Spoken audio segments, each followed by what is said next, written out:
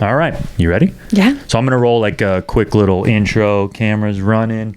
That's running. Nothing too fancy. But okay. So sitting here, another episode of the podcast. New guest sitting in front of me, the realtor for Blue Marlin Real Estate, and the host of Living in Florida's Space Coast. Yes, Living in Florida's Space Coast. Mess that one up. Living in Florida's Space Coast YouTube channel. Rachel Langley. Thank you for doing this. Thank you for having me. Pleasure to meet you. Thank you for coming in. Yeah.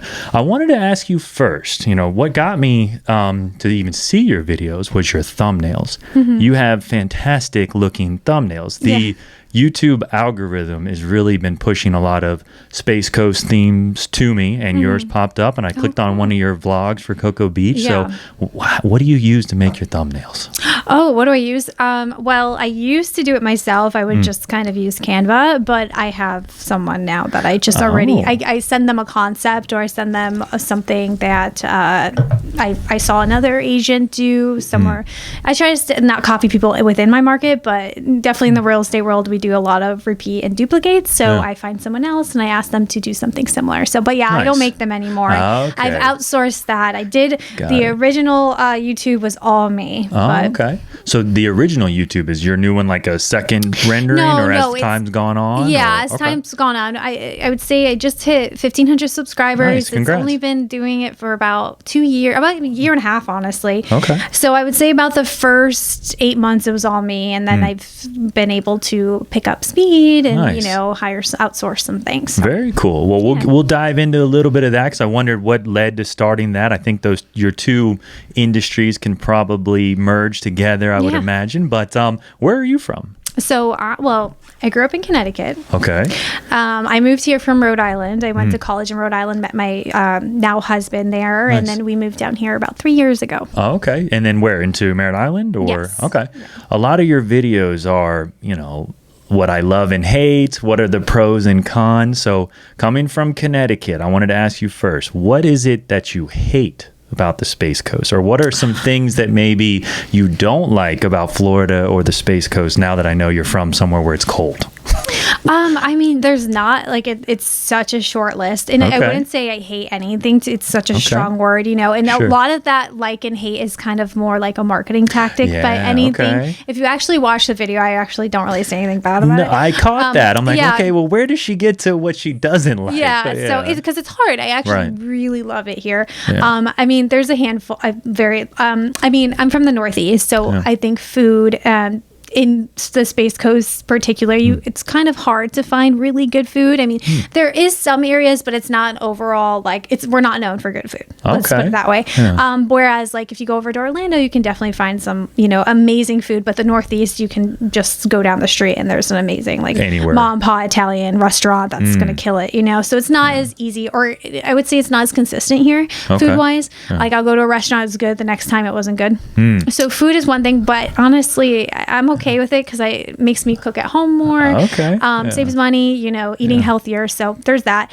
And then I just say the drivers here are a little bit crazy. But I also feel like just as I think people in general have gotten crazier, because whenever I go home, I'm like, do people just not use blinkers anymore? Yeah, it seems like people choose that as optional blinkers. I was having this discussion with my son the other day. For some reason, people now think that that's optional, even though it is a very valid safety portion to know when you're turning. So. Yes, exactly. And the heat doesn't bother you? The heat doesn't bother me. I love the summer. Yeah, me we too. just bought a pool home too, so we live in the pool. We're just watching TV, swimming. Just lounging in the pool, the TVs. I love it. Very cool. Very cool. Well, I'm from Orlando, so you mentioned Orlando. Grew up over there, which that's what's kept me coming over here. I came over here before I could walk, and surfing's been the big reason to keep coming. But my grandfather had a condo just south of Cocoa Beach, and then a beach house down in Sebastian. It's a pretty popular surf spot. So I've spent a lot of time here on the Space Coast. But I agree, Orlando's got a lot of really good restaurants. There's a couple Michelin stars over there, even that. I think there's one, and then there's another one in Tampa. But over the last probably year, I've been trying to hit all of the top rated restaurants in Brevard County. And I've hit maybe 7 or 8 in the top 10 list. Have you been to the Fat Snook? I'm going to throw that one out there first. It's in Cocoa Beach. No, I haven't. I need to. Yeah. You know, it's You've heard actually. of it? Yeah. Oh yes, Okay. yeah, I've heard of it.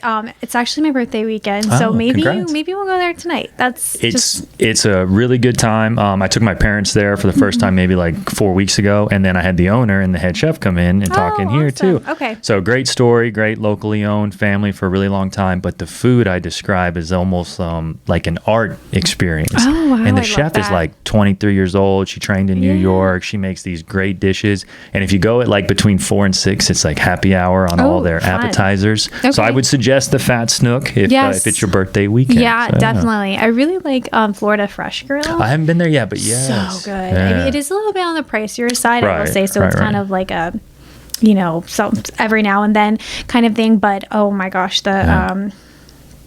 I can't think of it, and I don't eat fish that much. I'm like strictly like a salmon person, but I can't think of the fish. It's more of an expensive fish, Oh my gosh, it's an expensive fish, like a triple tail, or it's super buttery. Buttery. I don't know. Okay. But it was good regardless. I'll text it to you. Yeah. Okay, oh my gosh, the sauce was amazing. Everything, it was like incredible. So that one's on the list. That one's like one of the top 3 rated, depending on if you look at like TripAdvisor or wherever, or Yelp even for that matter. But that one's on my list. I haven't been there yet. Yeah, that's awesome. How about do you like barbecue?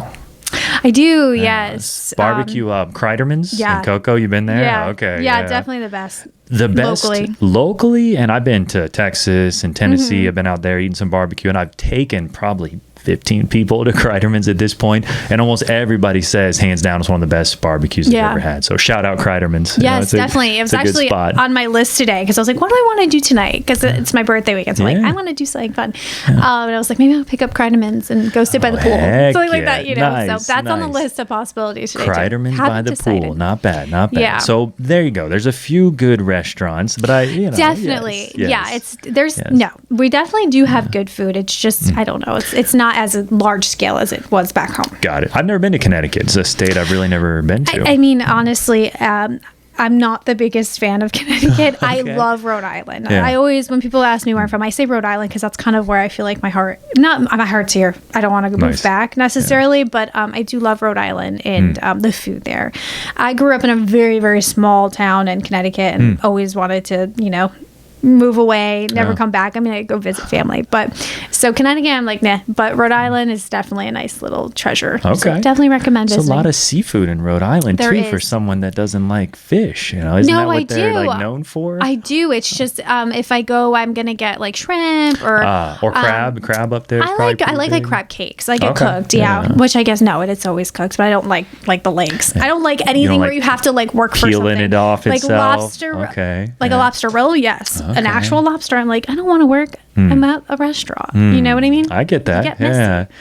Have you ever been to like a seafood boil where they make everything in the bag? It's a lot of work, but it's an experience in itself. I've probably seen it when I've been to New Orleans. Yeah, for sure. They do a lot of boils out there. But I just I like flavor. I like sauces. I like I like the actual meal prepared. Got it. And a big one in like down towards Sebastian, we used to go to every year. Took my kids a couple years back. The Frog Leg Festival. Have you ever been to the Frog Leg Festival? No.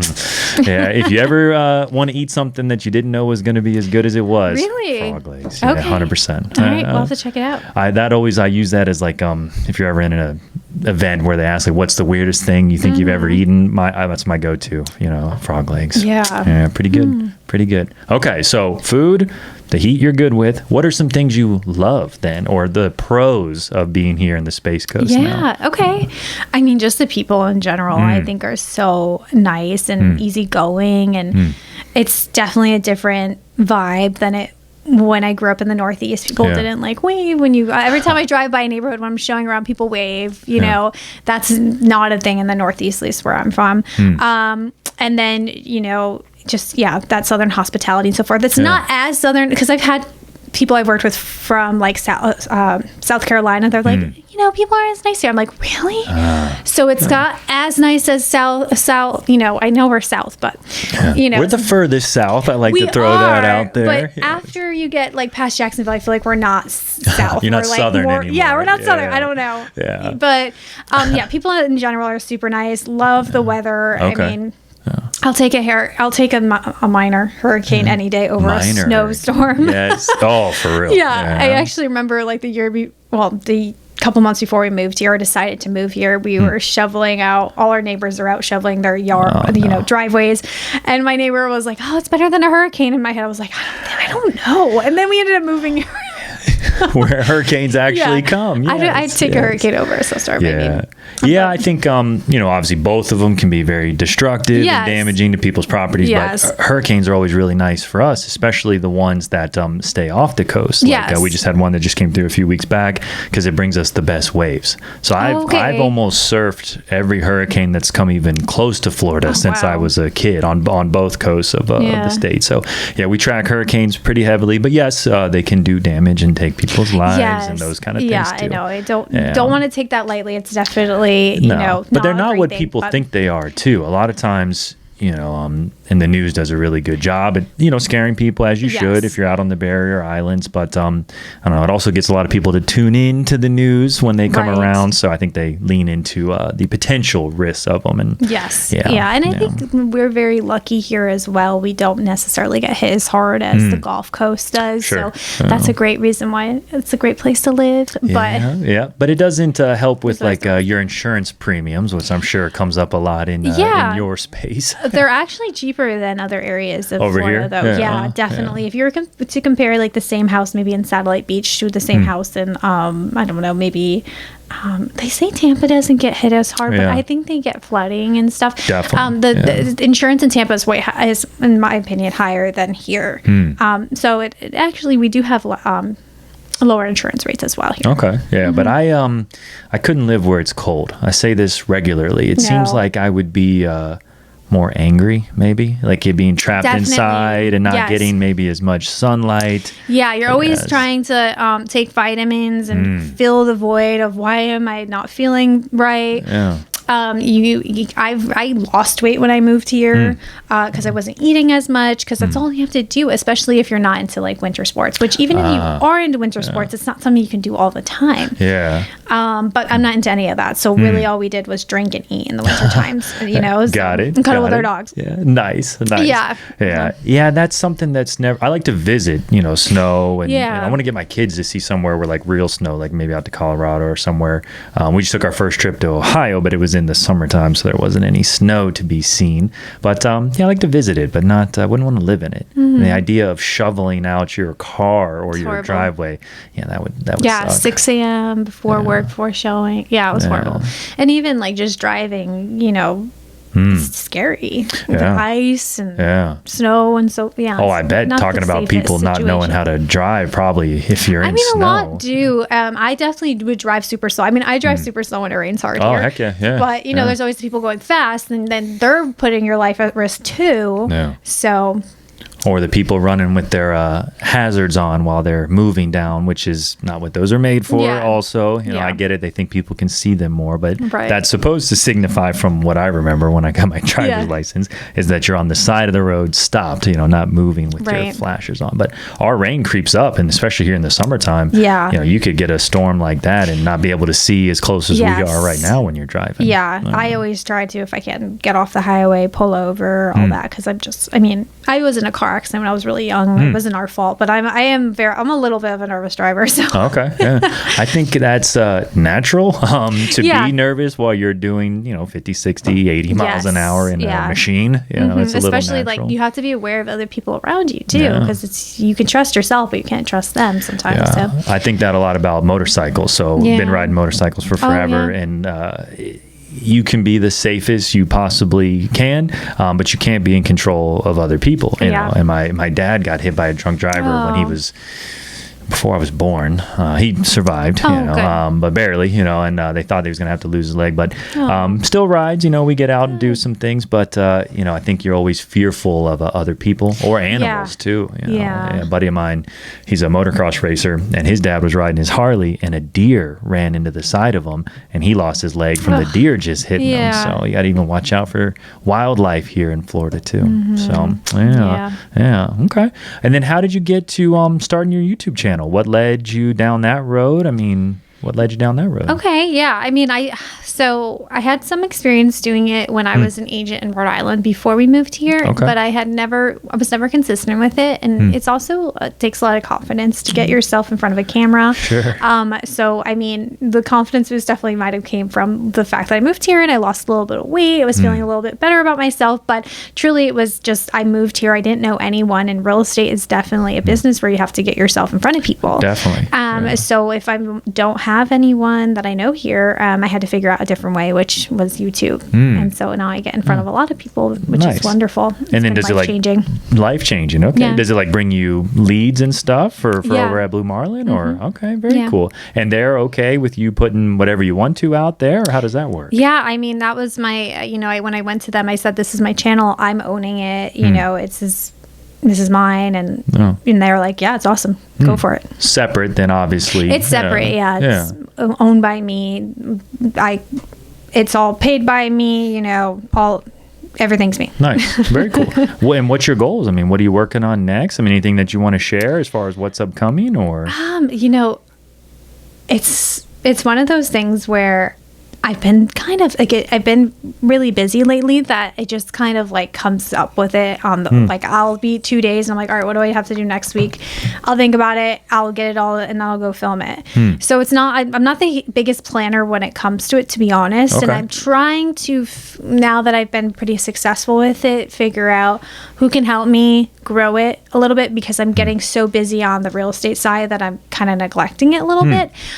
Good problem to have, I'm sure. Yeah, it's not a bad problem. But I've definitely seen some people who, have tried it and it just, they're not doing it anymore. So I don't want to become that. I want to continue it, but also grow the business too. Yeah. So I'm just kind of in growth mode right now, but I'm still figuring it out. Yeah, that makes sense. And I'm kind of similar, here with this. This is hosted on YouTube and the audio goes on Spotify as well. But I've been doing it now for... I started with filming like 50 fishing episodes. So wow. All freshwater fishing. I was, going into like these like backwoods kind of spots, trying to catch the biggest fish I could.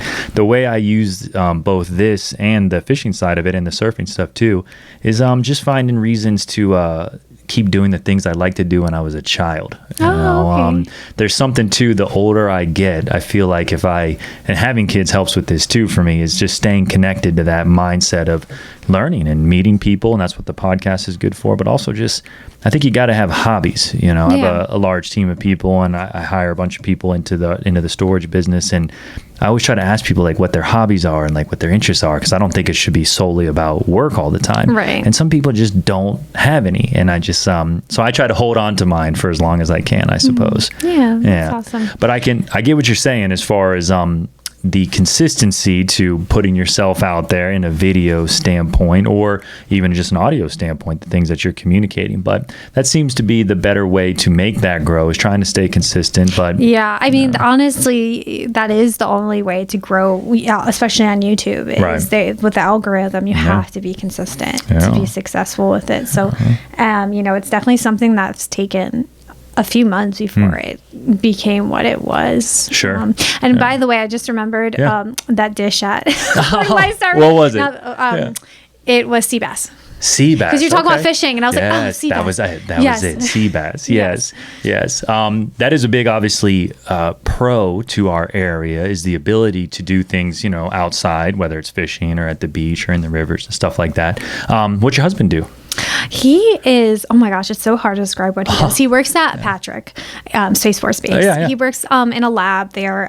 He is, he's kind of like an engineer, but he's like, I'm not an engineer, but he works on computers. Okay. So, is that what brought you guys down here? Really, I brought us down here. Your decision? We had known nothing about this area. Like it was that winter. It was just kind of like, Rachel, why are you in a bad mood all the time lately? And I was like, I'm just tired of living here. And before we had met, I'd planned to actually work in Mexico. I had a job lined up.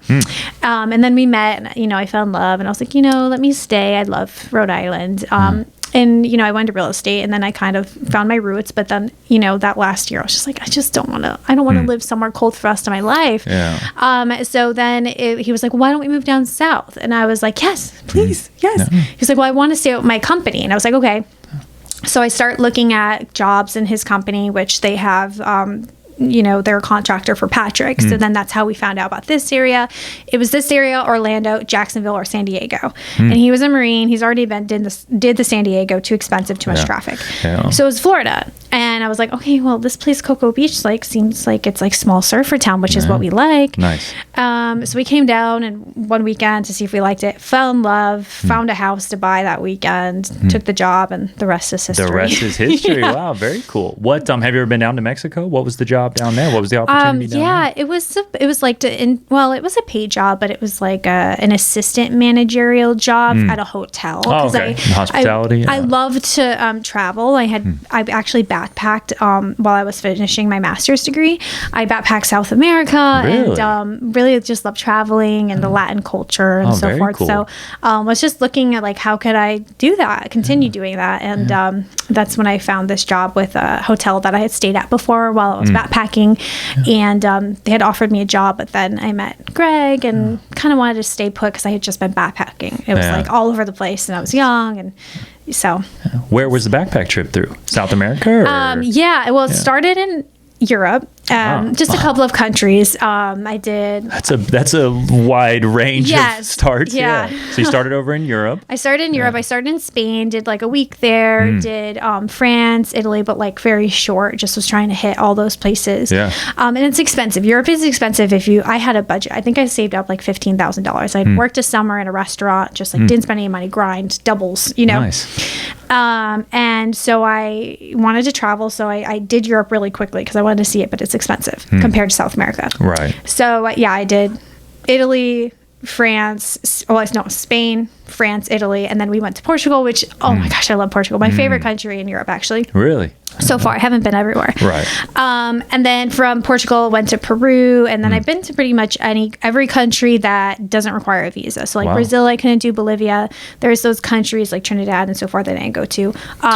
Requiring a visa just to come into the country? Yeah, because they're expensive too. Yeah. They're a couple $100s, and that's, I was staying in hostel beds with random people that you become friends with, but $10 a night. Yeah. So when you have to spend $150, that really eats the budget. Sure, especially if you got to do it for multiple countries that you're trying to get into. And it takes time too. So then you have to sit at the other country waiting for the visa to go through. So didn't do Brazil. I think a year later they opened it up. Not sure if they require a visa at the moment. There was one time where were we trying to go? Bolivia. We actually went to the border and they wouldn't let us in because we had U.S. passports. Oh my! We had to get a visa. Yeah. We tried to bribe, but they wouldn't take the money. What? Which would have been stupid because we would have been in Bolivia and not had a visa. I don't know. I was young and dumb, but I was, I never got into trouble. Nothing bad ever happened. But I was going to ask that if you felt safe the whole time. Yeah. I mean, I felt safe. We had some in Colombia. We had some sketchy taxi drivers that left us on the street. But for the most part, I blended in because I have dark hair and I was super tan, so I look like a Latina. Okay. And I always made friends and was with groups and so forth. So it was amazing. I would never. I want to travel those countries again, but I'd stay in a hotel. You wouldn't do the hostel side again. No, never again. So it's a one and done kind of thing. Yeah. I was now knowing what I know now. I could never. I'd just be too scared. But I'm so happy. I'm so lucky that it all worked out fine, and I had the best time of my life. Awesome, and a cool experience to be able to think about in the future. I never went over. I've never been to Europe. I've been down to Costa Rica for surfing. Yeah, that's I've been there, and then I go down to Puerto Rico. Some obviously, technically part of the U.S. But I'd love to travel more. But when my son keeps getting a little bit older, some of those countries down there I'd like to get to. Sure. How was the food in Europe? Everyone's always like the food over there. Oh, so good. Yeah. Oh my gosh. Yeah, and it's just especially in Spain with the tapas, we would just be all day eating. Nice. And I don't drink coffee anymore. I actually just quit it about a year ago. Caffeine in general. Really? Yeah. But when I was young, up until last year, but it's so nice when you're in Europe, they have cafes or coffee shops with their espressos. So you just go sit. It's $1. It was $1 back then. I don't know, or €1. I don't know how much now with inflation, but probably 5. Probably. But you just sit and they give you a little espresso with a thing of sugar and you just pour it in and then you're good to go to explore and So it's I love it so much. It was such a great time. Yeah, I got hooked on like little coffees like that. I lived in Miami for a little while, and this was maybe Cafecito. Yeah. See, and I loved Miami for the food, the people.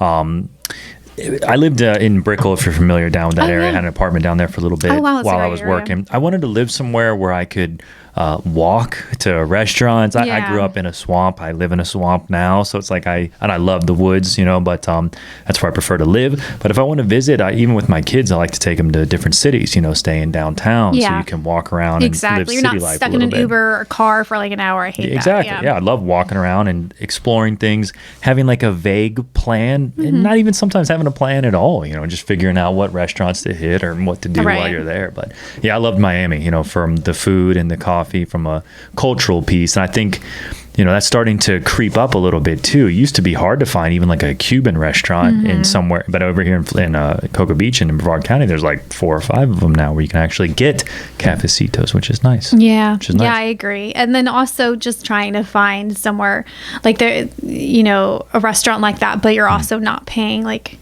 triple the price you would be if you're in Miami. Yeah. So, it's so hard. I haven't been to Miami in like 5 years. So it's so hard to compare prices when you're like, okay, has it gotten more expensive there? Probably. Yeah. And a lot of people moving there too. I mean, all of Florida, and you probably experienced this in real estate. Just it's been a boom, for people moving. But Miami was a big one, obviously Orlando, and a lot of the in betweens, even out here. I mean, they're building something like 12 or 13 more hotels right now in the county. So do you still see a mass like influx of people trying to get into Florida, or has that slowed down at all? Or? I mean, it's so hard for me to give you that because I mostly work with relocation buyers. So for me, I'm like, they're coming in. I don't think it's as much as like Tampa or Miami. Yeah. I think it's better to live here than those places. I agree. For sure. But I also understand, if you're watching this, if you're originally from here, like yourself, you're like, okay, stop moving here. It's good. It's like, we need a little bit because we need growth here, but we also want to keep it the charm it is right now too. Yeah. So there's a good middleman for that. I have plenty of uncles that say that same exact thing, like trying to stop people from coming here and wanting to keep it that and this, but I don't think you're ever going to stop that. The one thing you can count on is stuff is going to change, and the fact that you could buy property over here for dirt cheap in the 70s obviously changed very fast, and it's going to continue to change. So, but I think it's ultimately good. More people, more money, more businesses. And people are coming here for a reason. We live in such an awesome area. Exactly. So if you don't like that, go live somewhere. Not so don't take this wrong, but no, but we're very lucky that we live somewhere that people want to live. 100%, and because there's definitely places in the United States that are not nice. Yes, and not to get political, but that got much more evident than it ever had in my life when there was like during the pandemic season and when things were closed and what was opening faster. And I never really considered like I guess how lucky I was to be here from that standpoint. And people have all kinds of ideas, but it was nice that people could actually keep making money during the season where in some states you couldn't. So I think that started a lot of people moving here. And then in the storage business, we see tons of people still moving here, obviously building homes, moving their stuff down. So it's I don't think it's slowed down too much. In this area, it just seems like even more so, continuing to grow even faster. Yeah, I agree. I do. And I think we're doing it in a way like we have those restrictions where you can't build a certain height for buildings here. So I think we're still able to keep the charm. But we're kind of building more Palm Bay and kind of more inland, and I don't think it's necessarily going to ruin like the charm of Cocoa Beach and Merritt Island and all those areas, So we'll see, but I think growth is good. And what can you do about it? The people that get so upset about it, I'm like, man, I know. I get control what you can control. I get some mean comments on my channel sometimes. Yeah. I leave them too. You can.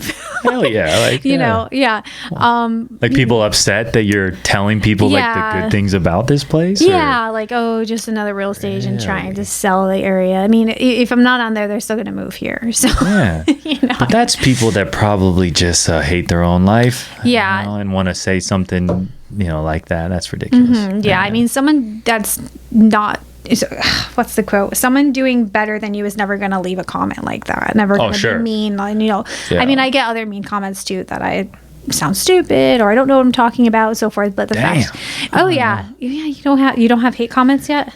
I don't really read them. Oh, okay. Yeah. Keep them on. I mean, yeah, they're good for the algorithm no matter what. Okay, You know, haters, it's, you know, they actually bring you more views. Okay. The And more if they're comments, watching, you have more views. yes, No matter what, you know, if you're monetized or not, you know, eventually if you get monetized, the haters they're still paying those. I guess, that's another realm of engagement. You know, they're engaging with the channel, which would tell the algorithm to keep pushing it to other people that maybe also write hateful comments. So, no, I don't read them too much. You know, I tell myself that this is selfishly more for me. You know, from like we were talking about earlier, just from a growth standpoint. The people I've met and the kind of conversations I've been able to have is like, you know, how often do you just sit down and talk with someone for an hour or however long, just about whatever, you know? So that's where podcasts come in, you know, something nice to do and just a way to, I don't know, keep connecting and learning new things. Yeah. So it's more selfish for me, but leave comments if you wish, you know, maybe I'll if they're read hate, them you know, someday. if you want to leave hate, it's fine. It's good for us. Go to Rachel's channel for all the hate hateful comments. She's bringing more people to the Space Coast. I know, I'm the worst. Of course, yes. If you could travel anywhere, where would you like to go that you haven't been to yet? Oh, I haven't been to. Yeah. Gosh, well, I was just watching Emily in Paris last night, but I've been to Rome and Paris. Which is what I was just thinking about how I want to go back to Europe. Because, have you ever heard of Emily in Paris? No. Oh, it's on Netflix. It's a movie or a TV show? No, it's a show. Okay. It's definitely like a girl show, a girly girl show. But that's two shows you mentioned that I don't know anything about. I'm a huge pop culture person. I love pop culture. Like I know everything, which is so bad. I need a life. But oh gosh, like. It's so hard because I'm somewhere where, like, if I love a restaurant, I'm going to keep going. Like, I don't want to try others. I'm like, I've got my restaurant. So, like, I feel like I have my country. Habit almost. Okay. But you know what? Actually, my sister lives in Thailand, and I have not been yet. She moved during right before the pandemic. She got married. She's having a kid right now, which I'm so excited about. Nice. But Thailand. I need to go visit my niece, or I'm sorry, my nephew. Oh, you're going to be a boy, nephew? Nice. Yes, nice. Nephew. Yeah, very cool. So Thailand. Thailand would be a good one. Yeah, there's a big Muay Thai community. Muay Thai is a martial art that came out of Thailand. So a lot of people travel over there for extended periods of time. Yeah, I would love to do that. Yeah, Thailand would especially, be amazing. I think they have good surf, right? Do they have surf? I'm not sure on that one. Indonesia. Indo for sure. Yeah, okay. Indonesia's a big one, which is close over there, right? Yeah. A little puddle jump away. But those are the kind of trips. To go to Indo? I've heard Indo's super expensive. Yeah.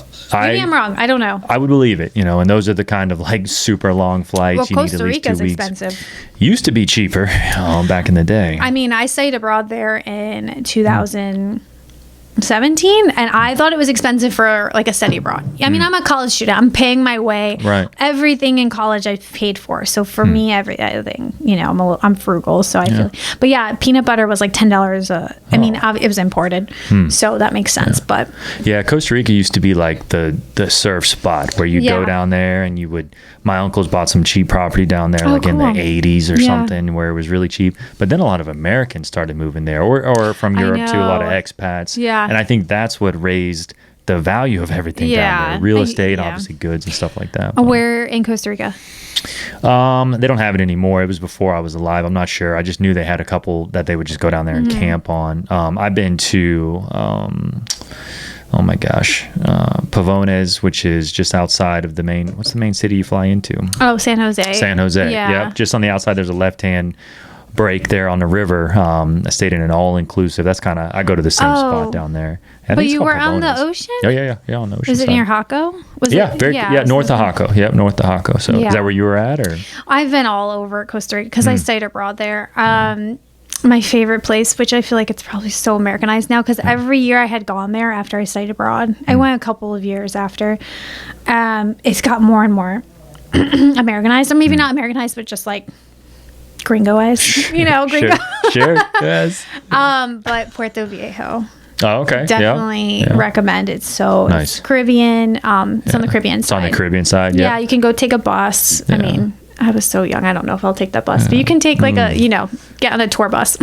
So you find as you're getting older, I'm scared of everything. Okay, more afraid. Yes. Oh, I used to go swimming in the ocean all the time. I actually almost drowned in Puerto Viejo. Really? The lifeguards had to come, and they were walking really slow, and we're like, come help. there was an undertow. We were like on a sandbar and we were completely fine. And then the undertow took me. Yeah. And then my friend was like, Rachel, swim. I'm like, I'm a really good swimmer. I've never been scared of the ocean. Okay. I was just pushing me out. She was like, all right, I got you. She got out. So we're both trying to, get out of the undertow. Yeah. So then the lifeguard's like, okay, I'm coming. Yeah. So anyways, they were on their own time to get there. Yeah. Tico time. Nice. Yeah. So, but I'm so, I used to be so fearless. Now I'm like, I only go even the beach here and only go in the water if it's calm. Like if it's waves, and it hits you and moves you under, I won't go. Which is probably smart. Yeah. I have had to pull a few people from the ocean. Most recent would have been up at Ponce Inlet. There was these two ladies, and I was watching them. It's wild there, though. They were on the sandbar, and there's two sandbars up there. So there's like trough, sandbar, right? So they were on the inside sandbar, and the tide was changing. So I'm like, okay, it's getting deeper. I'm sure they're going to go in eventually. And then I didn't think about them for, 5 waves or something. And then out of the corner of my ear, I hear, get the lifeguard. And no lifeguard is going to get to them in any time that they possibly could have needed. So I had to throw them on the board and get them in past the break. They were so grateful. But the one lady was probably, I don't know, maybe almost 60, and she was, it was too close for her. So she needed a little bit more help. And then the younger lady was easier to, because, you're getting rolled. It was a big day. So you're getting rolled in the waves. Right. And I'm trying to explain to him, hey, we got to kick a little bit to get out of this break, or you're just going to keep getting smashed. But I got him in on the beach, and luckily they were okay. But it is something that I try to tell people is, I think it's good to be afraid of the ocean. You should respect the ocean. Right. Because just the other day, there was a family out there that they were swimming with their kids, and the two parents died and left the 4 kids standing there on the beach. Here? Yeah, that was maybe in Vero Beach, I think it was. Yeah. It's scary. It is scary. Yeah, like I said, I used to be so fearless, and now, I won't even, I used to, sharks, what? I go out far, no. Yeah. Now we have the pool, too, so it's less, we go for less rip currents in the pool. Yeah. Or, if it's a calm day, there's some really calm days. Oh, heck yeah. You just sit there and you're like, I'm fine. Yeah. But I think that's good. It's healthy to be respectful of it. I try to say that a lot too, but it can change real fast out there, and it's probably better, to be cautious with it than anything else. Yeah. But yeah, okay. Well, let's see what else. Anything else that you would want to talk about while we got some time, or? I don't know. You don't know. Yeah. I'm trying to think too. We've been going selling myself, but I don't want it to make it about me. Selling yourself. Yes. I don't want to sound like a salesperson. Yes. People, my actual title for real estate is salesperson, but I don't consider myself a salesperson. Yeah. I'm a salesperson if I have your listing, Right. And I'm trying to sell your home, but otherwise, when I'm helping people buy, I'm not the sales. I'm not here to sell you this house. I'm here to help you, guide you through the purchase. So, but.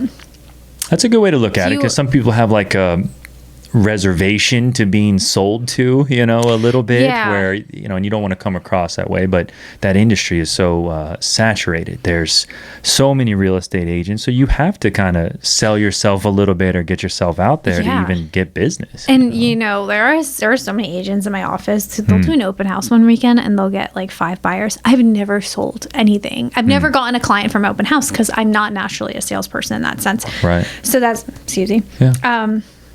The videos are so wonderful because I just give people information. They're like, oh, she does her research. She knows what she's talking about. They want to work with me. I give out, and that's actually a very good marketing technique for anyone listening. And, you give out free stuff, people will naturally come to you. Yeah. And that's even old school. So my grandfather started, my other grandfather, not the one that had the beach house and things over here in Orlando. He was the first Remax franchise in Central Florida in Orlando back in, oh my God, that was probably the 70s or 80s. Too. And then it grew. They had multiple ones and they've condensed back down. But I remember getting things from them that even the free handouts they used to give you, magnets for your fridge and little things like that. Obviously, today's day and times of what you can give, and especially information like you're doing for free for people to help make a decision on that. Yeah, definitely. And like you said, it's very saturated. So, I think there's just there's some really great agents out there, and there's just some really bad ones, you know, and it's so hard. Like, that's why, especially, there's been some changes, which I don't want to get into, because I'd like to have a one-on-one with my clients with those changes. Sure. But, you know, it's just so important to interview your agent. Don't just pick someone that you meet at an open house or like on the street, or if they're like, I know family's family, but if they're brand new, I mean, it's the biggest purchase in your life, and potentially the first biggest. But do you own? Not currently. So I've owned 2 houses. I'm more in the mindset now of keeping my overhead as minimal as possible, including a large mortgage. You know, so our situation now where we live, it's very cheap, you know, and it's a perfect setup. Our last house we bought and sold, you know, the classic, you know, too big of a house, you know, 4,000 square feet. You got all this room. So you just fill it with a bunch of shit, you know, and again, not to discourage people from big homes and things like that, but it got to the point to where, you know, you're just buying things to put in these rooms that you're never in, even with a family. And then, you know, signing a 30-year mortgage. The first house I bought, I was 20 or, you know, somewhere around there. And I'm like, dang, this is the biggest commitment I've ever made.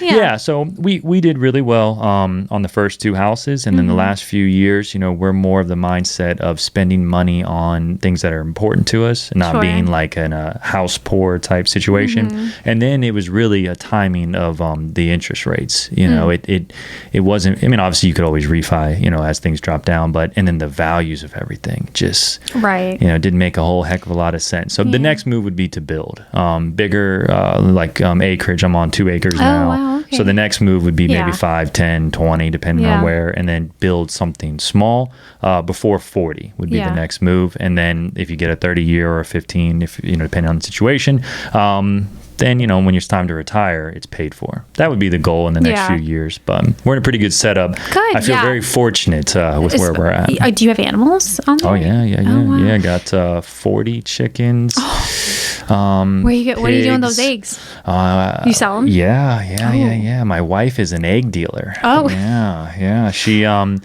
sells a bunch of them. Sell a lot out of here, actually. Every week I bring them into here for people, you know, like $2 dozen, $3 dozen. She actually trades them. Cheap. It's very cheap. Yeah. And I like them better, you know, than So let me ask you this, because I've been struggling with the local eggs here. Okay. So we actually used to have chickens up in Rhode Island, and they had orange yolk. Okay. I cannot find orange yolk eggs here.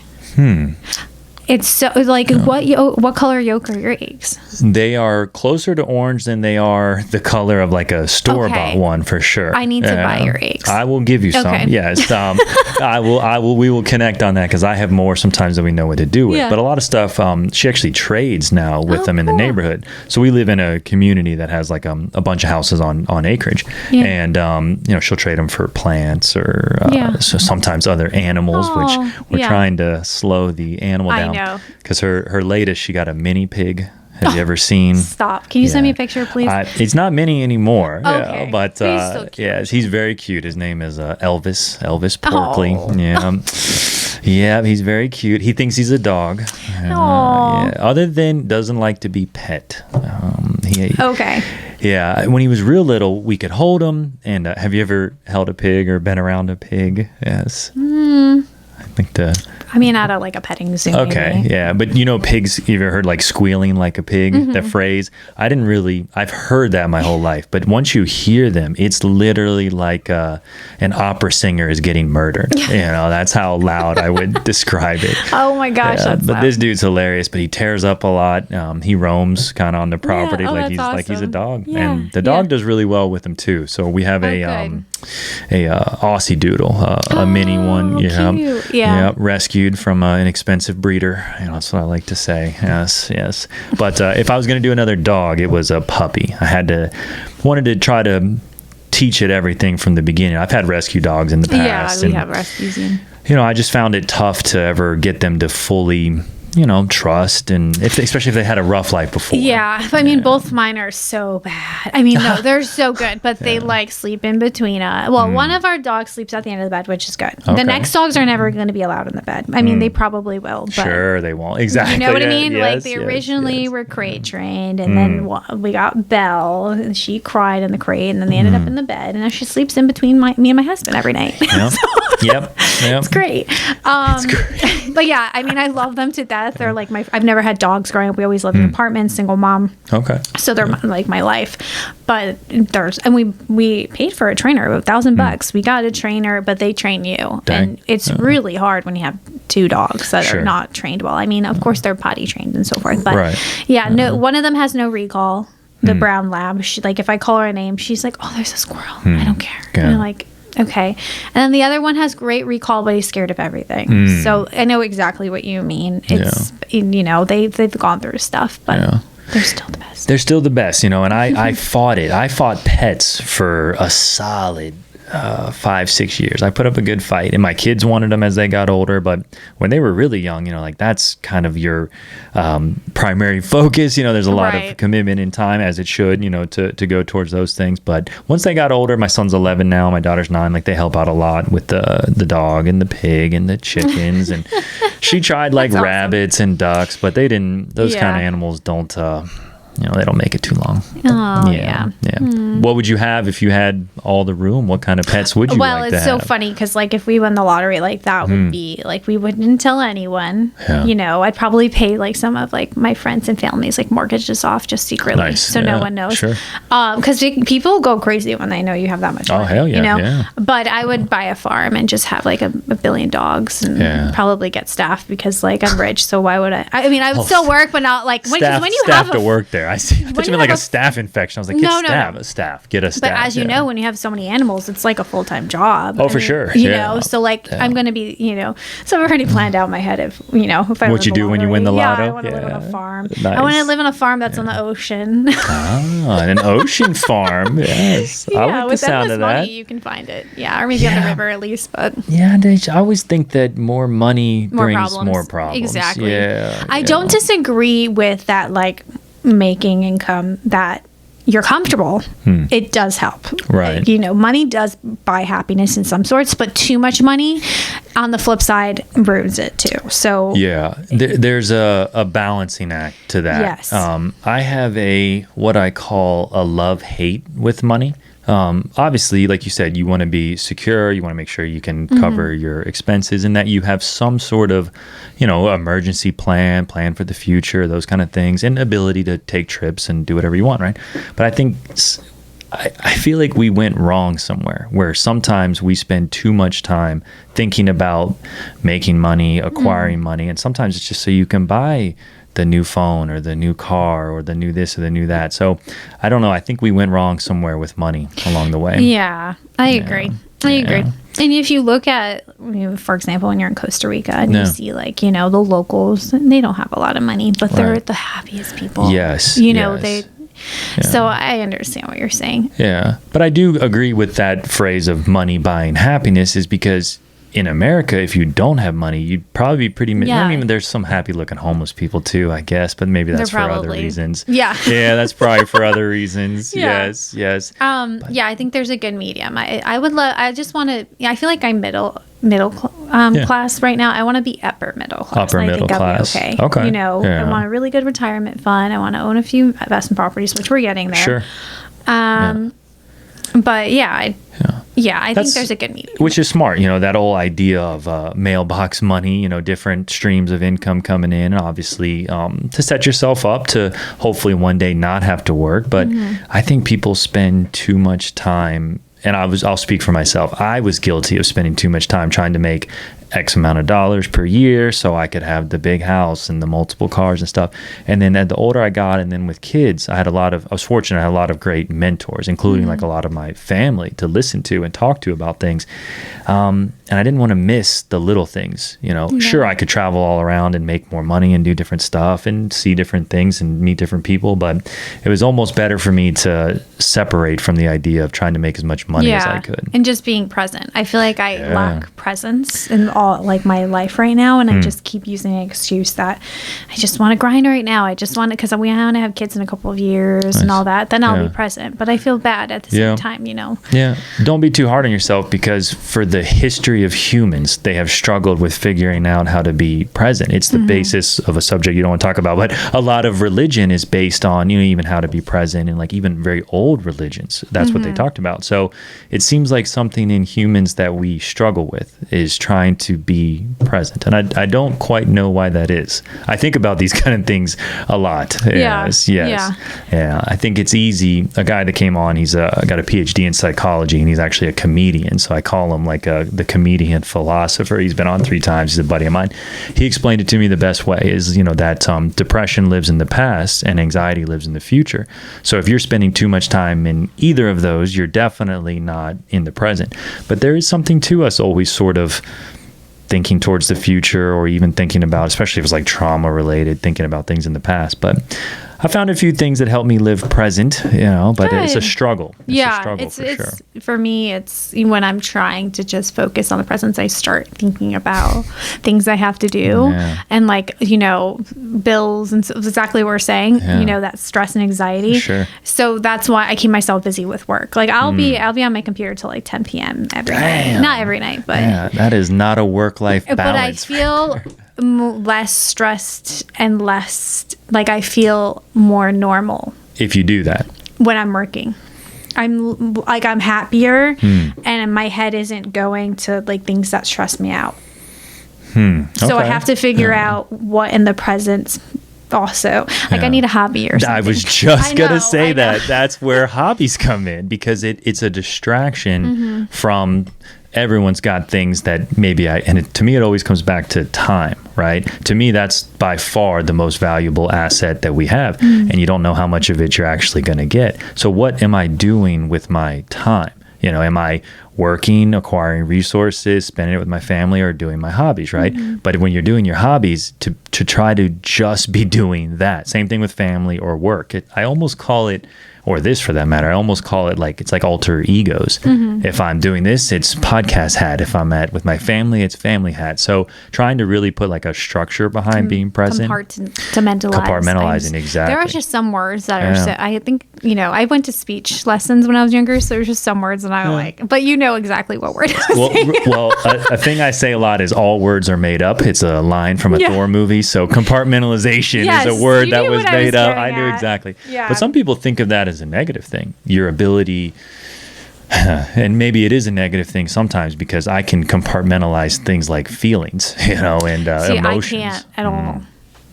No, I can. Yeah, I can for work. Okay, for work purposes, if we're discussing I can take work. the emotions out, but of course, like especially too with a client, if they're in a certain situation, things aren't going right. I definitely, you're professional. But professionally, you're supposed to take the emotions out. But my emotions are there, and I get the job done because of that. Right. So I don't know. Anyway. But there's some emotions that go into things like purchasing a home, moving, that kind of stuff. So I get why. Professionally, yes, you have to be, the thing with real estate that always, my sister's a realtor. One of my cousins, she was a lot of them worked for obviously my grandfather and the family.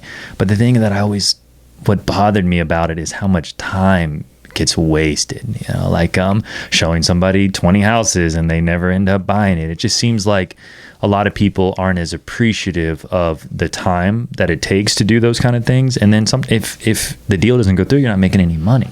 So it seems, and again, not to just, shit on the industry, but I just feel like, and that's just people in general, they don't put themselves in maybe the realtor's shoes in some cases. Yeah. There's a lot of people that think that we don't do anything, and I think there's also bad agents that also give them that perspective. But I would love, I have my master's. I love this job. I could be, doing a job, working for corporate, but I don't want to be doing that. Right. I want to be working for myself, but I do wish that we did have more of an industry standard where we charged people per hour or charge people a retainer or something like that. Oh, but like it's a lawyer. And but then there, you hear the people, well, you're not comparable to a lawyer. You didn't go to law school, which I understand. I understand we didn't go to law school, and I understand there's some amazing agents out there that have no college degree, or even they have a GED or some sort. So that's why when I say I have my master's, it's like such a moot point, because someone highly unintelligent can have their master's too.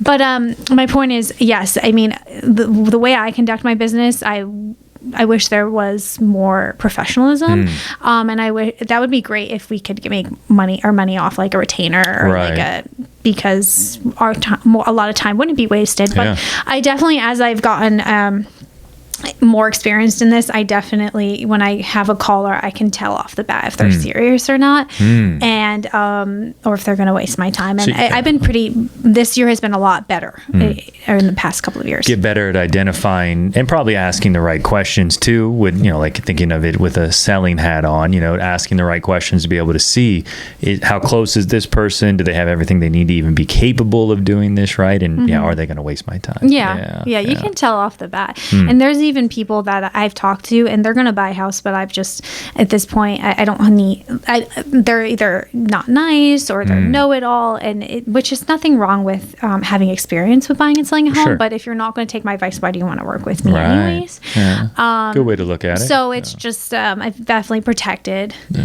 my business a lot this year, which has made it a lot less stressful and enjoyable. So not just taking every lead or every opportunity that comes your way, trying to be a little more selective, it seems like, with what you're spending your time on. What's your master's in? I don't know if I caught business. That. Business. Okay. Yeah. What was the goal? Did you have a plan when you were going through all that schooling, or what was your thought there? I had like so many. I mean, at first it was international business, so I always wanted to travel, live somewhere else. Small, like I said, small town. I never wanted to go back, and I haven't really.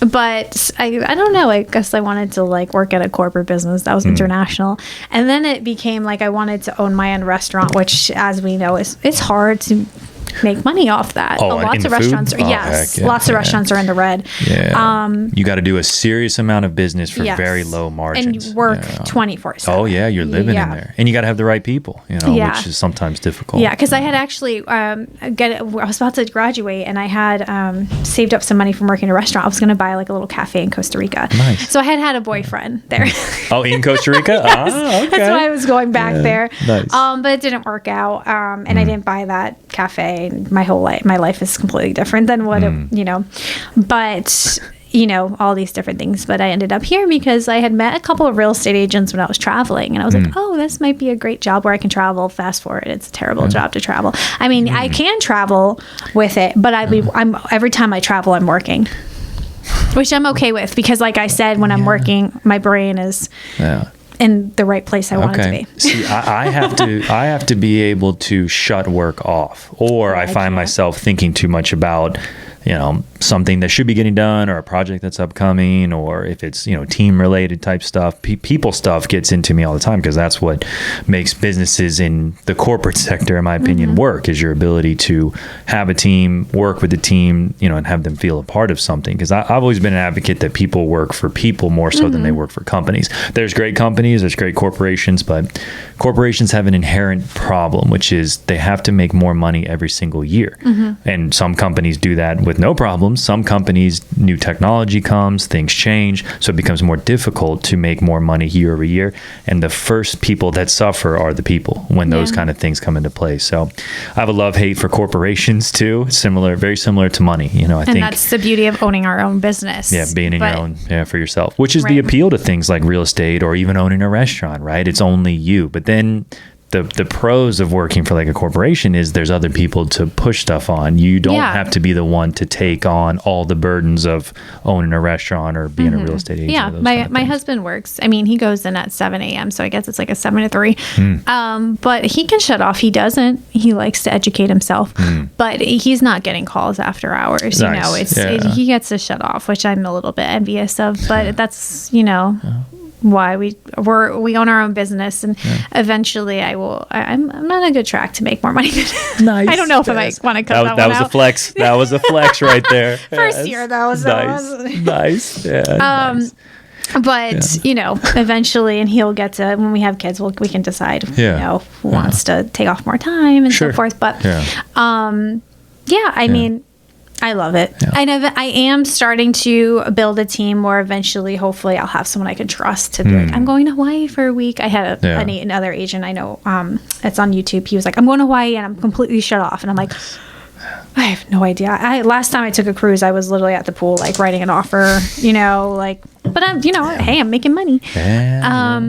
And I'm helping people.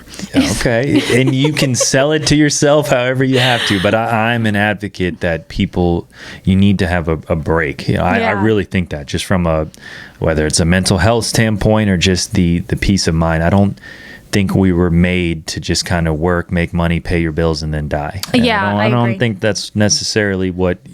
If we're here for something, I don't think that's it. I'm not sure if I believe we're here for something, but I don't think it's working to make money to keep buying the latest stuff. For me, I have like a cutoff age where I'm like, okay, I'm going to start, and then I'll have that team. So I'm turning 29 this Sunday. Nice. So I feel like 20s are still grind. 30s can be grind, then have the babies. So it's like... No. I feel like I'm always, but then I know what you're saying. We don't know how much time we have on Earth and so forth, but I feel like just in those primitive years. You're in the grind stage. And I hear that, I think I'm 36. So each decade, I feel like you have a little bit more understanding maybe of yourself, what you're trying to accomplish, especially if you take time to be like introspective and figure out what the things you actually want to accomplish while we are here. But I feel like each decade, I learn a little bit more. But yeah, sure, your 20s, you're grinding a lot, trying to figure it out. And then 30s have been great. And then I'm honestly looking forward to like 40s and see what that kind of decades bring. 40s are supposed to be the best decade of your life. That's what I hear. Yeah, because you're making money. You've got like money in the bank usually, so I heard. Who knows with this economy? It's something like, I forget the exact percentage, but it's over 50% of Americans couldn't get you $2,500 in cash if you gave them like 4 days. So think of it like that. If you have more than $2,500 in cash, you're maybe better off financially than 50-60% of Americans. So anyways, didn't mean to cut you off there. No. Yeah, when I heard that statistic, I was like, damn. Because sometimes you think like, do I have enough? Am I doing enough? Like, am I prepping for the future enough? But some people in storage, I find this a lot too. The amount of people that are down to nothing, like living in their car. And I grew up that way. We grew up like, my mom worked a very low paid job. She would get her tax return and that would fund like until November, and then it was like, oh, we have no money. Like, damn. Yeah. So I would like, I was young and I'd be checking the bank account, like, do we have money? Like, that's, I mean, I was a single mom, you can't, but like, I grew up that way. So I'm always terrified of losing the money too. So. Yeah, I get that. I always say it comes and goes. It comes and goes. Things surprise you, or you change your plans altogether and, sell your house. And it's helpful too when you have a partner too. For sure. 100%. So, I'm very grateful for my husband. We met like when I was young, 23, and he had a good job as far as I like knew him, which has been able for me to grow in real estate, because as you know, real estate is a job where it's owning your own business. You have to have the money to put into it, especially in the beginning. Those beginning stages. Well, it kind of makes sense now why maybe you don't want to go back to that small town situation. Seems like, as I wonder, like a lot of people, I'm from a small town outside of Orlando. Orlando has taken over everything, so I just call it Orlando now. But I'm always wondering like why people have these desires to like leave where they're from, whether it's a small town, but maybe some situations are better than others for people. Coming out in the podcast. And I didn't mean to like put those two things together, but I was wondering because you said it multiple times, like, oh, I'm never going back there. I'm like, damn, like what happened there? I just grew up really low income. I couldn't I didn't have the Aeropostale in Hollister, so I got made fun of. It's just you never want to go back to that. I get and that's why I'm so excited to have kids and I'm not going to spoil them, but yes, you will. I probably will. But I'm just excited for them to have all those things. Be close to the ocean, all that I've always wanted. So I describe it as a balancing act with kids because I've met people that are like born with a silver spoon. They have all their parents buy them new cars. They get them all this and that. Which if that's what you do, great. But it does seem like maybe they have a harder time like learning how to earn things or be appreciative of the stuff they have. So it's a balance. I get the idea of wanting to spoil them, and if they want something new and you can afford it, getting to them, but it's a balance to try to teach them, the hard work and the fact that they see you doing that sometimes, working hard for the things you have and being transparent. My parents were very transparent with us about everything, which we try to live that way. I've never once told them like, ask me that again when you're older. I try to explain things as it comes to their brain, and just some people think this, some people think that, with kids. But I think when I was a kid, I used to think, and I've said this on here before, when I'm an adult, I'm going to have all the answers, I'm going to know this, I'm going to know that. But the older I get, the more I learn that nobody really knows anything. I know. Like, we're all there just are kind no of answers. Like, hoping for the best. Hoping for the best. We're all so similar, even though, especially this time of year, not to get into like that subject I don't like to talk about, but we're all so similar. We all want the same thing, which is happiness. I agree. I think people they have more in common than they don't, right? Okay. Well, why is it that you don't like to talk about politics? Oh, it's just like on my views, then I am offending 50% of potentially my clientele. Because if we're being honest, it's 50-50. I mean, maybe a little bit more, maybe a little less on each side. Yeah. But, and to be honest, like I said, I think we all, like, I love both sides, people on both sides, that I just, like, I feel like I'm in the middle. Like, I just want everyone to love each other. I just want us to be happy. But I think that's most people. I think there's a small amount of people that are red till dead, blue no matter who, and then it's very similar to religion or even your favorite sports team, or what cell phone company you prefer or whatever. Yeah. People get very tribal towards things, and they like to be in groups that confirm the way they think about stuff, or a lot of it comes back to also what you were exposed to when you were young, and then people just live with that for forever. Or it's also just what's on your Facebook page. Like what's put in front of you. Like someone, that's right. One of my good friends, she opens up her Facebook, it's a different political view of mine, and we're best friends, and it just depends on who, what you search, and then it comes up, and it's all propaganda. It is.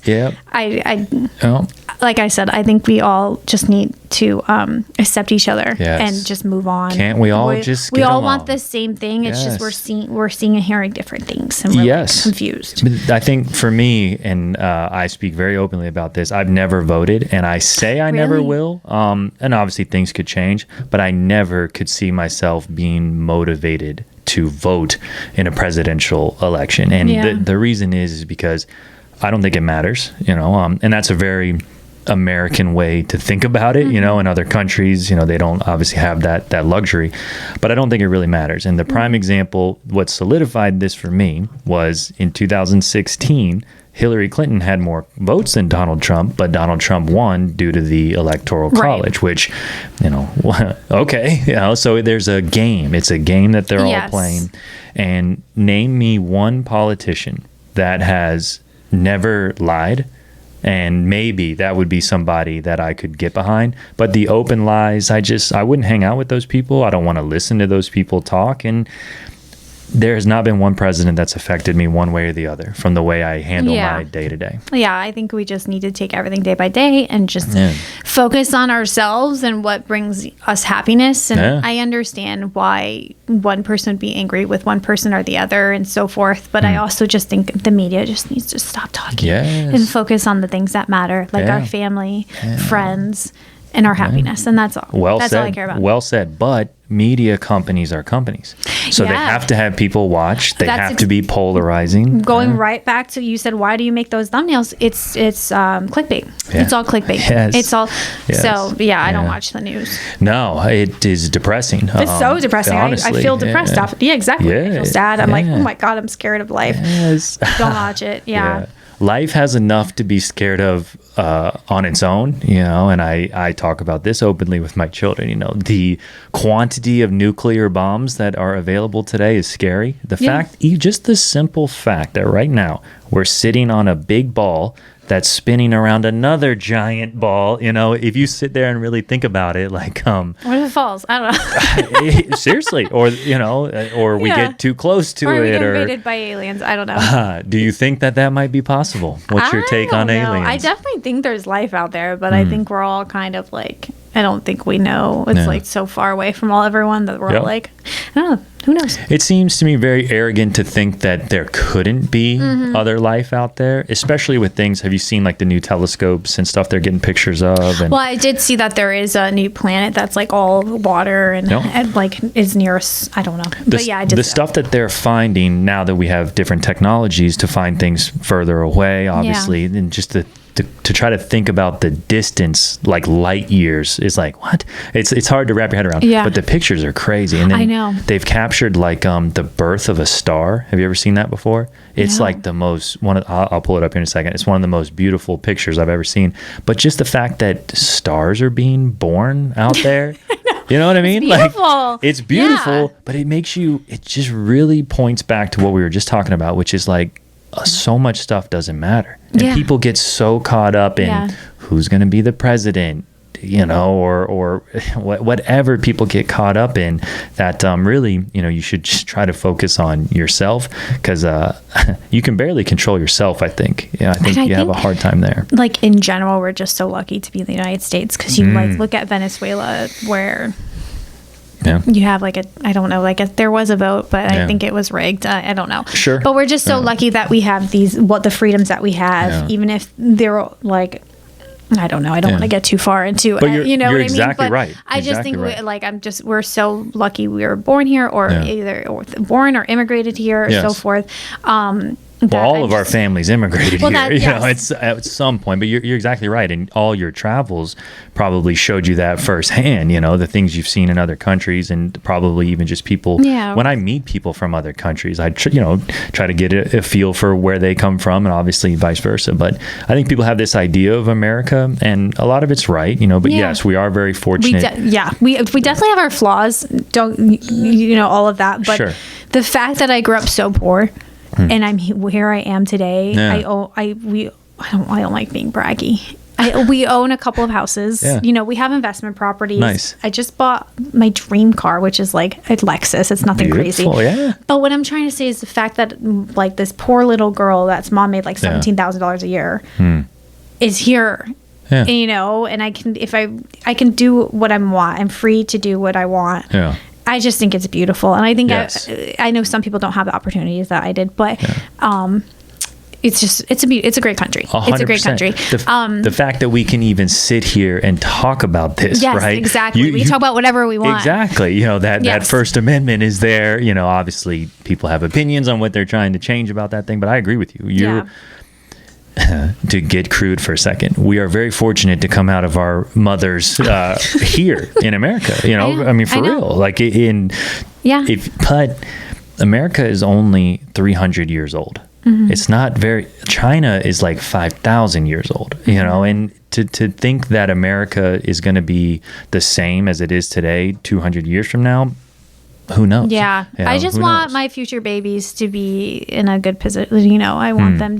But I think, like you said, it's one of those things where no matter what we think, it's going to just happen, because there's more powerful people out there that have control over this. We just have to think about make our families as happy as they can be. And yourself. If you yourself are as happy as you can be, spend time trying to figure out what that looks like, and it's not always going to be perfect. That's a word I really hate, is the word perfect, because that's such a subjective term before the individual. But I agree, it's just your own life selfishly, and then how you impact the people that you care about, your family, your friends, the people you meet.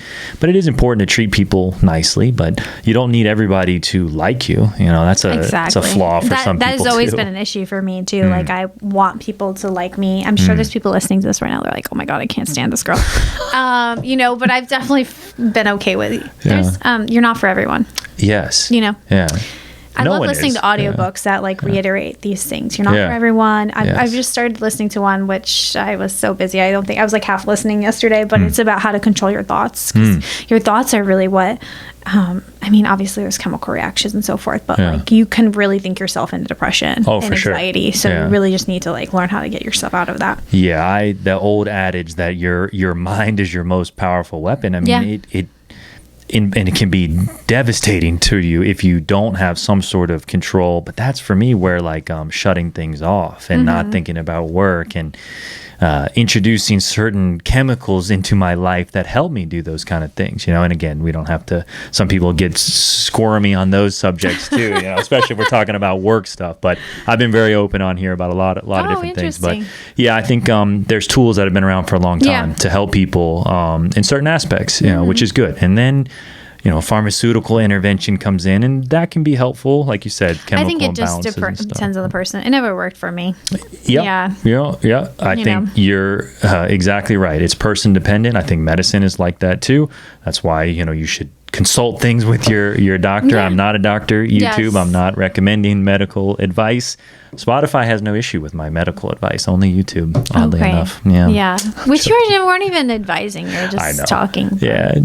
But sometimes I get it. We were talking about something I had to cut out of one of these episodes, and I get how you don't want to give people hesitancy towards certain things in our environment, but I think there are some things we should be hesitant about, especially if it involves children and those kind of things. So I agree. Yeah. So what kind of hobbies are you going to find now that we've had this conversation? What do you think? What is something you would like to do? I mean, if you didn't have to work all this time, what's something you would like to get interested in? Well, so something I used to love, I used to do like cross country and track and run. Yeah.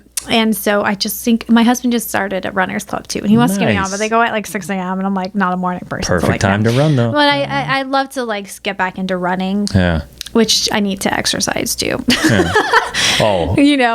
Which is also plays into all those factors and so forth. But I think I just want to get back into running. Nice. And there's like an app like Couch to 5K that I've been successful with. So I think I'm Couch to 5K. What it like promotes people to get off the couch and get to like the end of run a 5K or.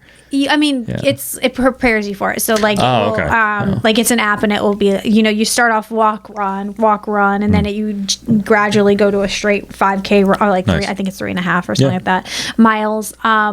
I used to do 5Ks when I was younger and so forth. So I really want to get back into running. I would love to learn pickleball, but I'm just like not athletic. Like I've never been good at coordination, so I just feel like I'm not going to be good at it. But you seem very hard on yourself with certain things. Yeah. I'd like to self-reflect. I'm honest though. Like I really just am not good at. Yeah. But you haven't never tried pickleball or? No, I mean, like 80-year-old people play pickleball. No, I mean, there's younger people too that I know, but I'm saying if an 80-year-old can athletically perform to play pickleball, I'm pretty sure a 28, almost 29-year-old will be able to figure it out. But it is very fun. I would recommend pickleball. Yeah. My son and I play doubles. He's pretty good. But it's fun. And it seems like one of those sports that everyone can be good at it. Yeah. So maybe I'll be good at it. We'll see. What do you want to? What do you want to play for money, or like just get out there and have some fun with it? I'm one of those people where like if I'm not good at it, like I did this with golfing. Like I was like, this is horrible. I'm just going to drink in the golf cart. Like I can't, I'm like missing the ball. I'm swinging and missing. This is lame. So never golfed again. Okay. So I mean, I do need to, practice more and so forth, but we'll see. We'll see. But that helps those kind of things, help me, shut stuff off and stay more present. Cause like, okay, what am I doing right now? I'm playing pickleball or I'm going for a run, but running is a good one. I try, right now I'm in weight gain mode. So I go from back and forth. So when my last trip out to San Diego was surf trip, I tried to get as lean as possible and be in as most cardio shape as possible because I was surfing like 4 days in a row, twice a day. But so right now I'm only running once a week, but that runner's high is a real thing. I know. The mental clarity and the gains that you get after you do a hard run, or even just get out and move around. It doesn't have to be like go run 10 miles. It can be very, very minimal. But I'd be an advocate for most people for finding some sort of exercise in your life to, I think that's what we're supposed to do. Yeah. And I just feel like I go in phases, where I'm like, I'll work out for a year and then I don't do it. So I'm currently in a phase where I'm not working out, but I need to get there. Yeah. So I'll do it. Classic, I'm going to do it next week. But classic human opportunity, right? Gyms have mass influx of business in January. Yeah. But by March, April, gyms have a mass, problem with people not coming in, or obviously less signups and things like that. There does seem something to taking the path of least resistance. And sometimes sitting on the couch watching shows or doing whatever is the path of least resistance, and we can justify that in our brain. Been working all day, been doing this all day, or whatever. It's one of those things that consistently in my life since I was 14, it's just, you just got to do it. Yeah. You know, tell your mind to shut the fuck up. Like, I'm going to go do this right now. That's why too, like I like to work out in the morning because that's just done. You know, it's so hard trying to do it at night. So next week I'm going to do it. Yeah. Have you ever been in like a sauna or a steam room? You ever done any of those kind of things? I mean, yeah. I haven't really found anything here that I've liked. Where do you go? Yeah. So I have a sauna in my house, and then I have an ice bath in my house too. But there's a company, they've been on here. They're physical therapists called Body FX. They're in Melbourne. They have cold plunge, sauna, those kind of things. The reason why I say it is because it's a cheat cardio workout that you're sitting still. The best thing about a sauna is obviously the sweating is very beneficial. Some people like that, some people don't. But your heart is like you're doing a run, but you're sitting still. So it's kind of a really nice cheat cardio. And then there's a lot of, data that comes out of countries where sauna is much more popular. I'm fascinated by like the subjects of like longevity, and honestly just want to be able to surf for as long as I can, so I try to keep things moving. But sauna, steam, heat, cold exposure too, very simple and not a lot of time, that you need to but the motivation is always the hard part. Yeah, exactly. I wish too, I wish we had a YMCA here, because we had a YMCA. We have a lot of them in the Northeast. I think there used to be one here. There's one in Melbourne, and then there's a bunch in Orlando too. My wife used to work for them. She was a Group X director. But how come the YMCA? You just enjoyed them? They just have a sauna. Okay. They always had a pool and a sauna. Yeah. I would love that. I mean, now that we have a pool, it's great. But maybe I should look into how much a sauna is. Yeah, they go in different ranges. There's two kinds. There's like the traditional, which is like a heater with rocks. I prefer that one. Infrared saunas are sort of the latest. You can get them a little bit cheaper. I've seen them in people's houses. People have them in their houses. They even have ones that you could like wear. Mine's a traditional sauna. It's all cedar. It's only a 2-person. I think that one was like $4,000, maybe something like that. But I'm in there like 3 days a week, 220 degrees for like 10 to 12 minutes. Wow. But you got to build up to that. Usually start at like 150, 180, a few minutes here, a few minutes there. But it's a cheat way to get good cardio going. Yeah, for sure. I'll look into it. Yeah, for sure. Yeah, it'd be nice if I had some, like maybe there's one. I feel like there could be somewhere locally that has that too. A lot of gyms are starting to put them in. Body FX over there in Melbourne, they've been on. They're a great local company. I'm trying to think of any other gyms I've been to over here. A lot of MMA gyms are starting to put them in too. So there's a spot in Merritt Island that's got one. Oh, okay. Yeah.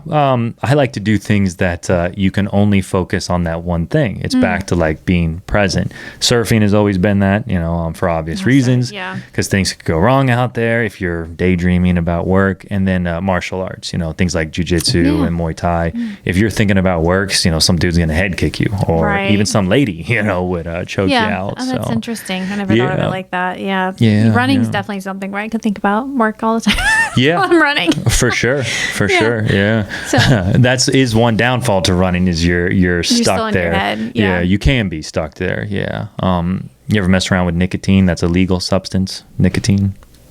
No, like it's in cigarettes, obviously, but yeah. Anyways, there's nicotine pouches, and nicotine is like a nootropic. I'm not a scientist. I know that. Yeah, I know what those are. So now they've taken nicotine out of cigarettes, but you can do. So I'll have like a pouch before I go running, and it helps me kind of narrow my mindset a little bit into just focusing on what I'm doing. Yeah, that's what I was gonna. Yeah. Not a pitch to start smoking cigarettes. Wouldn't recommend that. Yeah, but there's a lot of even like scientists that are starting to talk openly about the benefits of nicotine and those kind of things, just from an overall brain standpoint. And not smoking cigarettes. separating those two things, right? Because there's a lot more in cigarettes than just nicotine. But, yeah.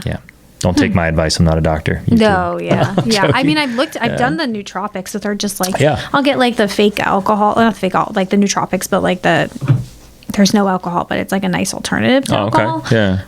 But haven't done that before working out. They're always so expensive too. They're for one can, it's like $12. Like, But I'll look into it. Yeah. There's all kinds of things out there, and like most stuff, though, you don't know what's real, what's not, what to believe, what not to believe. That's the story of the internet. But exactly. Yeah. Well, we'll check in sometime. I'll get you some eggs. We'll see how much running you're doing. Maybe get you in an ice bath or something. Those are the best. Yeah, those are the best. Yeah, we'll see. Yeah, well, this was fun. I appreciate you coming in, and I'll link all your stuff on there so people can find you. But I hope the channel keeps growing. I hope real estate goes good. But you got a really cool story. I mean, moving here, getting away from what sounds like an environment you don't want to go back to, and starting a life Rhode Island down was here. good though. Rhode Island was good. Right. But besides the snow. Yeah, besides the snow. Well, very cool. And if you ever want to come back and chat more, we'll do that. Okay. Sweet. Thank you. Thank you for having me. Awesome.